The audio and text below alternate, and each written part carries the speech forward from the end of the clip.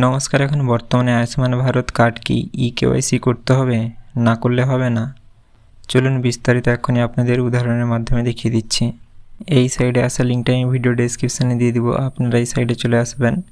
এই ক্যাপচাটা দেখে এখানে বসিয়ে দিবেন এবং আপনাদের মোবাইল নম্বরটা এখানে বসিয়ে দিবেন, দিয়ে এখানে ভেরিফাইতে ক্লিক করবেন। দিলে আপনাদের ফোনে ওটিপি চলে আসবে, ওটিপিটা দিয়ে এখানে লগ ইনে ক্লিক করবেন। তারপরে আপনাদের সামনে এমনটা ইন্টারফেস আসবে, আপনারা এখানে কিছু করবেন না।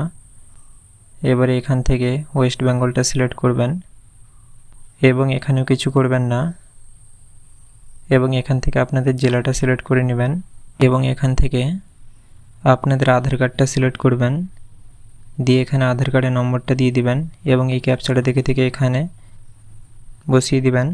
দিয়ে আপনারা এই সার্চ অপশানে ক্লিক করবেন।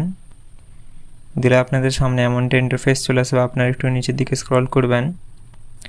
এবারে দেখুন এখানে আপনাদের অ্যাড্রেস এবং ফ্যামিলি আইডি দেখাচ্ছে এবং এখানে নাম, এখানে সিরিয়াল এবং এখানে গার্জিয়ান নেম এবং এখানে সম্পর্ক, এখানে ভেরিফাই, আইডেন্টিফাই, আনআইডেন্টিফাই এমনভাবে সব লেখা আছে। এবং দেখুন এই পাশে যে চিহ্নগুলো আছে, তো আপনারা এইগুলোর মাধ্যমে কেওয়াইসিটা করছেন। তো কথা হচ্ছে এগুলো কি আপনাদের একদম করতেই হবে? এর উত্তর হচ্ছে একেবারেই না। এর কারণ হচ্ছে সরকার বা প্রশাসন এখন কোনোভাবেই কোনো নোটিশ বের করেনি যেটাতে বলা হয়েছে যে আপনাদেরকে ই-কেওয়াইসি করতে হবে। এই দেখুন এখানে আমি আনআইডেন্টিফাই যে লেখা ছিল ওটাতে ক্লিক করেছি। এবার এখানে দেখাচ্ছে যে এই কেওয়াইসিটা করা যাবে না, এটা কেবল অপারেটররা পারবে। অর্থাৎ এর মানে হচ্ছে এটাই, আপনাদের আয়ুষ্মান ভারতের কার্ডগুলো আপনাদেরকে কোনোভাবেই ই-কেওয়াইসি করার দরকার নেই। টাকা খরচ কিংবা সময় খরচ করে একেবারেই করার দরকার নেই, কেন কি এগুলো অপারেটররা করে দিবে, আপনাদেরকে কিছুই করতে হবে না। দেখুন যেমনভাবে এখানে ভেরিফাই হয়ে গেছে, এটাও ভেরিফাই হয়ে গেছে। তো এখানে দেখুন অপশান নেই কেওয়াইসি করার, তো এগুলো আমি করিনি, এগুলো অটোমেটিকলি হয়েছে।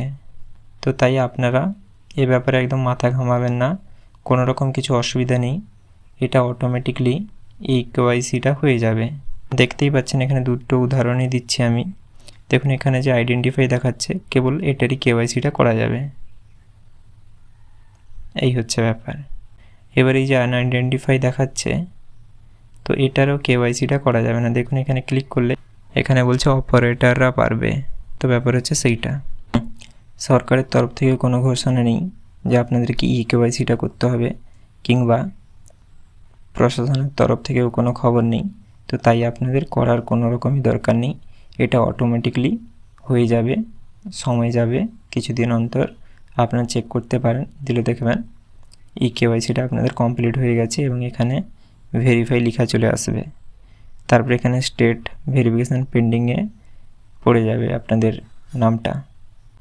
আশা করি আপনারা সকল কিছু বুঝতে পেরেছেন। তাও যদি আপনাদের কোথাও কিছু বুঝতে অসুবিধা হয় সেটা আমাকে কমেন্টে জানাতে পারেন।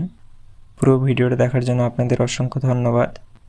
ভিডিওটা যদি আপনাদের ভালো লেগে থাকে তাহলে হাইপ, লাইক এবং সাবস্ক্রাইব করতে ভুলবেন না, এবং আপনারা যারা ফেসবুক থেকে ভিডিওটা দেখছেন পেজটাকে ফলো এবং লাইক করতে ভুলবেন না।